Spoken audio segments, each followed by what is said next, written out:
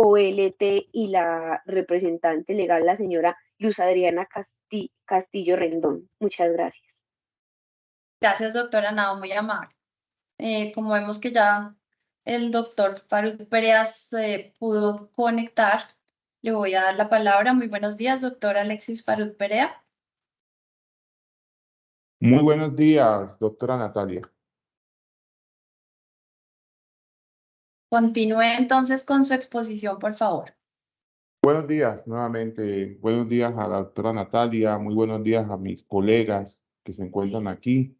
Quiero hoy presentar los alegatos de conclusión o los alegatos de audiencia oral, para ser más técnicos, por medio de los cuales le voy a recomendar, a solicitar a esta delegatura se sirva a recomendar al momento de presentar el informe motivado que se ordene el archivo de la investigación en favor de mis representados, Sturdivance y la sociedad la señora María del Carmen Salas.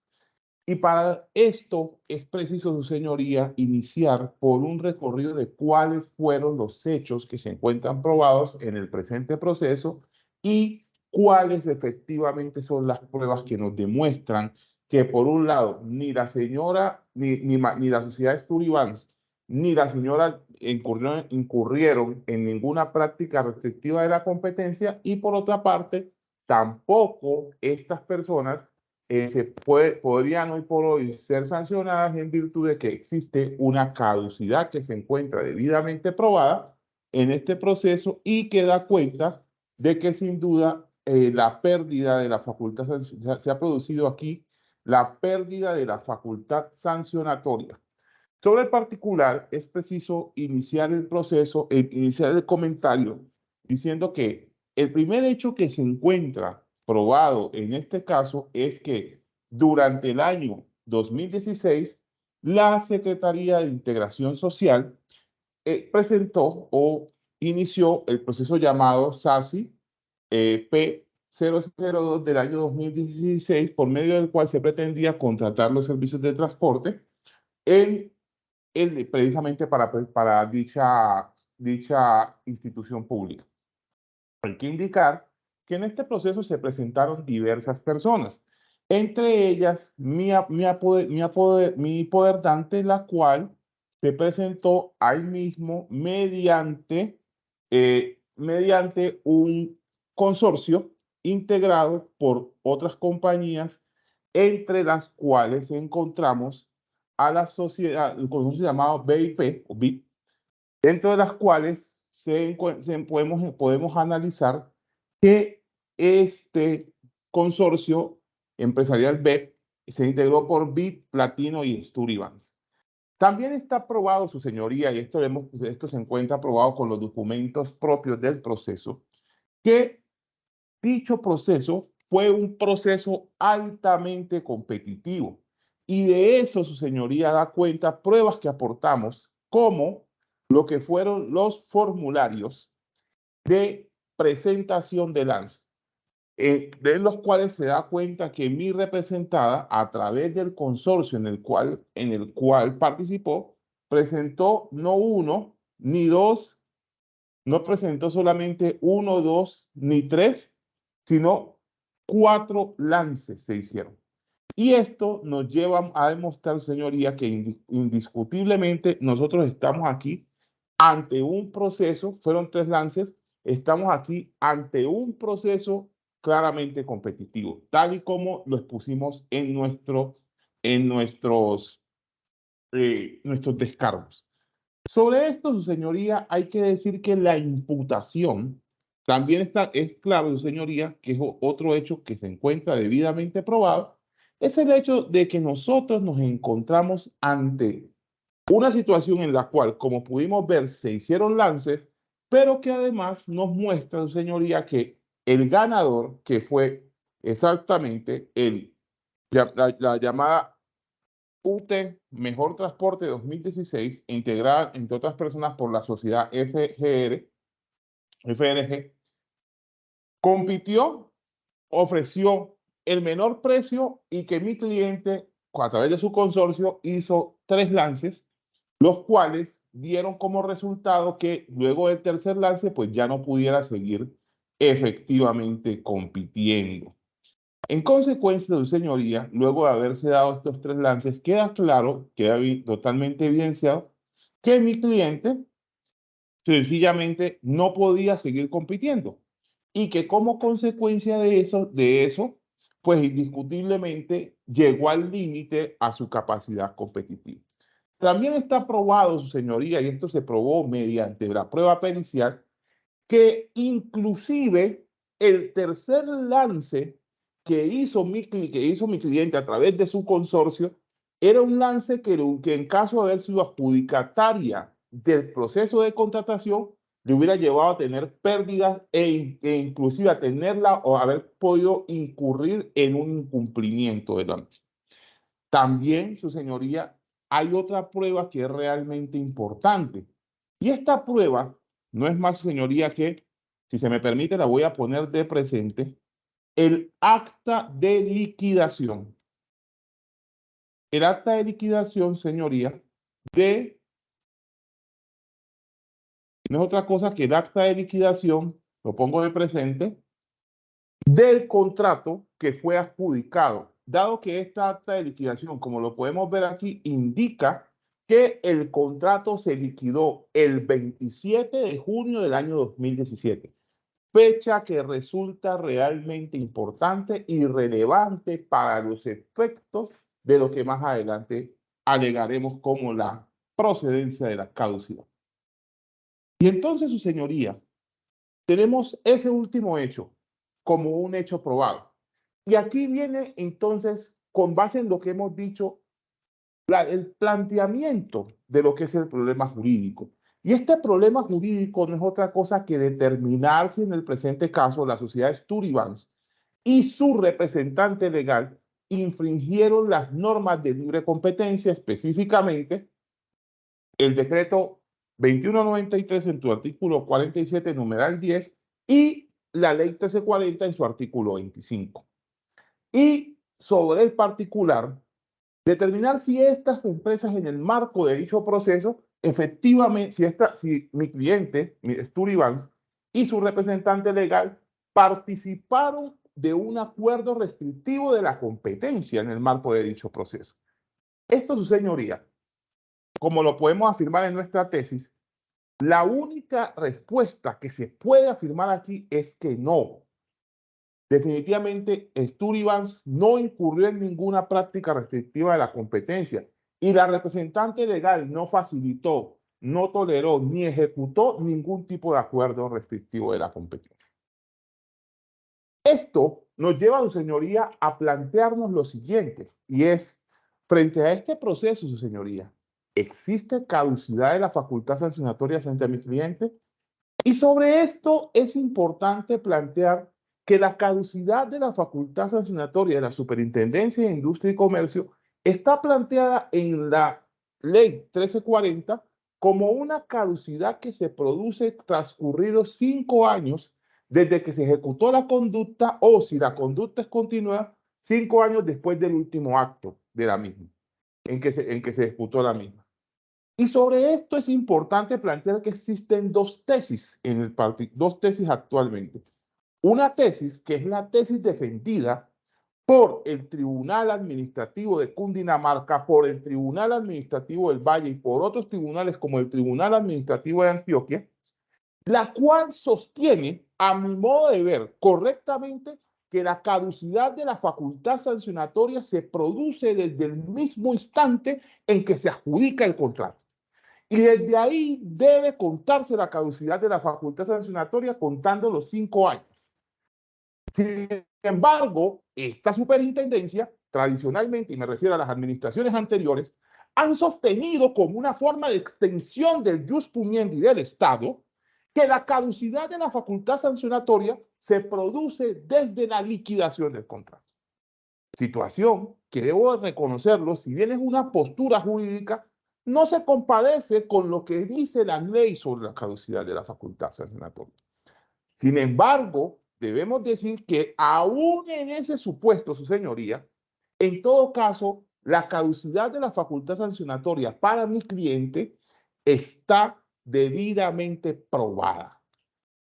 Y uno se pregunta, su señoría, ¿basta con uno sostener que la caducidad de la facultad sancionatoria se dio?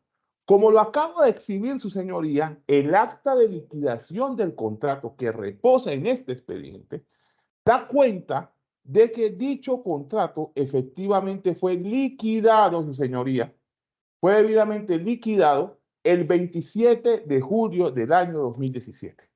Por lo tanto, su señoría, es claro que el 27 de julio del año 2022 se produjo la caducidad. A esto, por supuesto, su señoría, hay que agregarle la suspensión de términos que por efectos de la pandemia tuvo la delegatura, lo cual nos agrega 2 meses más. Es decir, que el 27 de agosto del año 2022 se produjo la caducidad de la facultad sancionatoria. Es decir, llevamos más de un año con este proceso caducado. Y mi alegación, señoría, podría terminar ahí. Sostener que efectivamente se produjo la caducidad en cualquiera de las dos hipótesis que en este momento se debaten sobre caducidad de la facultad sancionatoria. Y con eso podría terminar mi alegato porque la prueba es clara. Sin embargo, su señoría, no quiero dejar solamente a mi cliente como beneficiaria de una caducidad de una facultad sancionatoria, sino que creo que es importante demostrar, como se demostró en el proceso, que aquí, su señoría, no hubo ningún tipo de cartel. Que aquí, su señoría, la imputación que se le hizo a mi cliente, la imputación fáctica y jurídica, fue abstenerse de hacer lances para que FGR efectivamente ganara la licitación que se presentaba, o este proceso de selección abreviada. Y su señoría, creo que la evidencia salta a la vista y demuestra con claridad cómo nosotros pudimos efectivamente demostrarle a esta superintendencia que contrario a lo que se había sostenido, mi cliente a través del consorcio en el cual participó, sí, efectivamente, sí presentó debidamente hizo debidamente los lances que correspondían. Y para esto, su señoría, voy a poner de presente los siguientes documentos que reposan en el expediente, hay que decirlo aquí, reposan tanto en lo que tiene que ver con la prueba documental que fue presentada por nuestra parte, como en el peritaje conocido como el anexo 13 del peritaje que se allegó debidamente en su momento. Y sobre esto hay que indicar, su señoría, que, contrario a lo sostenido inicialmente por esta delegatura, la prueba demuestra efectivamente que sí hubo realmente un acto de competencia en este caso. Y para esto, su señoría, pongo de presente los siguientes documentos. Como podemos ver, se trata aquí del lance 1 efectuado por el consorcio llamado UTB, en el cual participaba mi cliente, consorcio que hizo un primer lance por 58.012.075. Luego encontramos un segundo lance, su señoría, que es el lance que hizo, o lance 2, que hizo la UTB, cuya palabra clave era Paco, por 55 millones.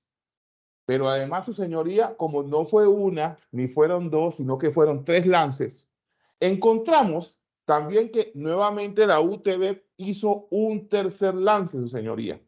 También podemos encontrar que no solo la Unión Temporal hizo otros lances, sino que además los otros competidores también hicieron los correspondientes lances. Esto nos lleva, su señoría, a mostrar un cuadro o un cuadro, una gráfica que resume, su señoría, cómo fue, en este caso, cómo fue efectivamente el proceso, cómo fue el proceso competitivo que se presentó aquí. Y este proceso competitivo, señoría, lo podemos encontrar en esta gráfica. Esta gráfica que nos muestra a todas luces cómo se produjo este proceso. Encontramos, señoría, aquí que este proceso fue altamente competitivo. De hecho, nosotros encontramos que fue tan competitivo este proceso que no en todos los lances la UT Mejor Transporte 2016 llegó a ser la que hizo la oferta más baja.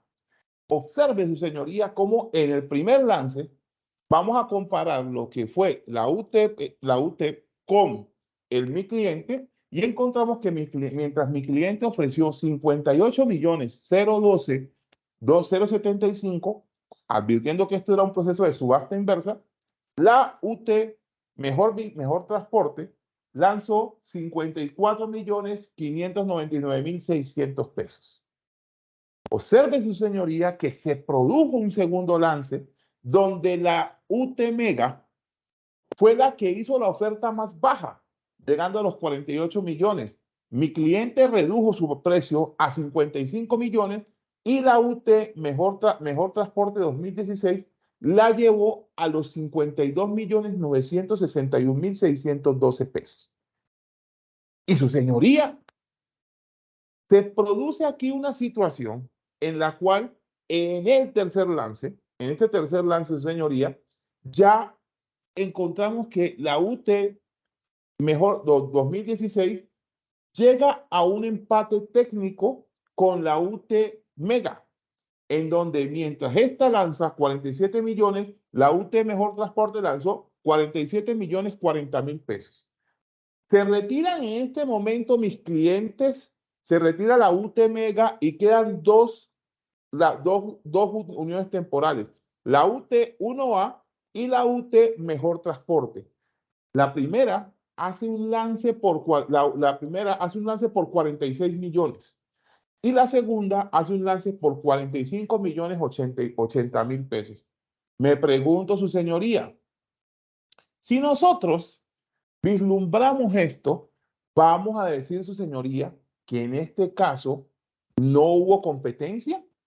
¿Acaso podemos alegar, señorías, que en este caso no hubo competencia cuando la gráfica que deriva, lógicamente, de todos los documentos que se presentaron, nos muestra cómo efectivamente en este proceso se compitió?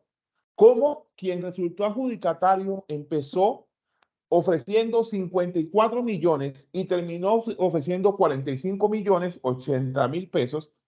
Quien quedó en segundo lugar empezó punteando por 66 millones y terminó ofreciendo 46. Y que clientes como en la unión temporal, en la cual estaba mi cliente, empezaron con 58 millones y sencillamente se tuvieron que retirar porque ya no les daba. Los costos, los números no les daban. Pero, su señoría, también es importante decir que el dictamen pericial nos dijo alguna conclusión que es relevante, súper relevante, y es que según el comportamiento de la puja, para que B hubiera seguido compitiendo, se requeriría que superara el límite de lo establecido por los consorciados como máximo fijado para sus descuentos, lo cual se puede explicar de la siguiente manera. Uno, partimos de que el valor unitario ofertado era de 68 millones 252 mil 500 pesos. En el primer lance, el consorcio B ofertó 58 millones 012, lo cual significó un descuento del valor del 15%. Tres, el segundo lance de B fue por 55 millones. Si tenemos en cuenta que el tercer lance se presentó un empate entre dos propuestas, las cuales no fueron de menor precio, encontramos, su señoría, que si asumimos que B hubiera seguido en la carrera, dicho descuento hubiera significado un 31,14 sobre el valor unitario ofertado. Descuento que, por supuesto, hubiera llevado a que esta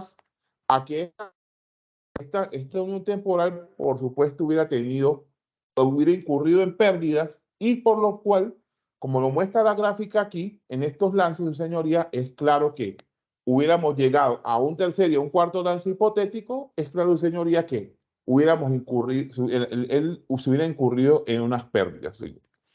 Ahora, Vemos aquí, señoría, cómo los lances de Webb efectivamente llegaron a su límite y por lo tanto no era procedente, su señoría, haber hecho un tercer lance, como se planteó inicialmente. Esto, su señoría, nos lleva a otra situación que es bastante importante. Y es que, su señoría, nos encontramos aquí frente a un caso en el cual, jurídicamente hablando, se ha acusado a mi cliente de haber hecho un acuerdo anticompetitivo en un proceso de selección. Sin embargo, la evidencia deja clara, su señoría, que, contrario a lo que se dice, aquí no hubo acuerdo. Quizás lo que faltó, señoría, para no haber hecho la imputación a mi cliente, fue haber escudriñado más en el expediente. Porque los lances estaban. Aquí la imputación se basó sobre un indicio. Y yo no diría ni siquiera sobre un indicio, sobre un supuesto. Porque el indicio es una prueba que requiere tener varias pruebas. Y aquí lo único que se llegó fue, se tomó la hoja de adjudicación, se tomó el documento por medio del cual se hicieron el registro, los proponentes se inscribieron en el proceso y se llegó a la conclusión de que como al final del día en el acto administrativo se había hecho referencia al último lance, entonces se concluyó de que de una forma totalmente errada, con el debido respeto, se llegó a la conclusión de que se había presentado un acuerdo para poder, su señoría, entregar la adjudicación a uno de los participantes, situación que es totalmente errada. Y esto, su señoría, lo pongo de presente, porque recuerdo una anécdota, en alguna ocasión la conté, cuando estábamos en el confinamiento, me acuerdo, vi la película Titanic. Y recuerdo mucho que más o menos como a los 40 minutos de estar viendo la película, yo me quedé sorprendido por algo. Dije, bueno, ¿en esta película no hay negros? Y efectivamente terminé de ver la película y me quedé viendo que en la película no había negros. Así que tuve en mi espíritu curioso que ir a buscar a ver si en el Titanic efectivamente iban o no iban negros. Y me encuentro con que en el Titanic efectivamente iba un negro, Jean Mestre de Mercier, famoso ingeniero haitiano, constructor de la línea 12 del metro de París. Y quienes hemos ido a París sabemos la importancia que tiene esa línea para el transporte de dicha ciudad. Y este ingeniero haitiano, que era un hombre famoso y que además iba en primera clase, resulta que se presentó la situación del Titanic, el barco se hundió y efectivamente encontramos que a pesar de que este hombre negro iba en el barco, pues resulta que cuando fue la película, pues no apareció. Y ustedes me preguntan aquí, hombre, ¿y qué pasó con este señor? Pues efectivamente a este señor le pasaron dos cosas. La primera, que no se salvó, y la segunda, que no apareció en la película. Es decir, una situación muy dura. Pero lo que sí tiene que aparecer, su señoría, en esta película es aquello que les he narrado hoy. Y es que efectivamente hay documentos que prueban que sí hubo lances. Hay documentos que prueban la competitividad que tuvo, en la alta competencia que tuvo este proceso de selección y documentos que más allá de la caducidad de la facultad sancionatoria, que está probado que ya existe, indiscutiblemente revelan y dan a entender que fue un proceso altamente competitivo donde lo único que no hubo fue un acuerdo entre competidores y donde como consecuencia de esto, su señoría, debe procederse a archivar la investigación. Por ello, su señoría, de la manera más respetuosa, solicito que al momento de recomendar a la señora superintendente en el informe motivado, las conclusiones del informe motivado, se recomiende archivar la investigación en favor de Stuart Vance y de la señora María del Carmen Salas. Muchas gracias, señoría. Doctor, gracias por su intervención. No hicimos al principio la exhibición de sus documentos, entonces se lo agradezco en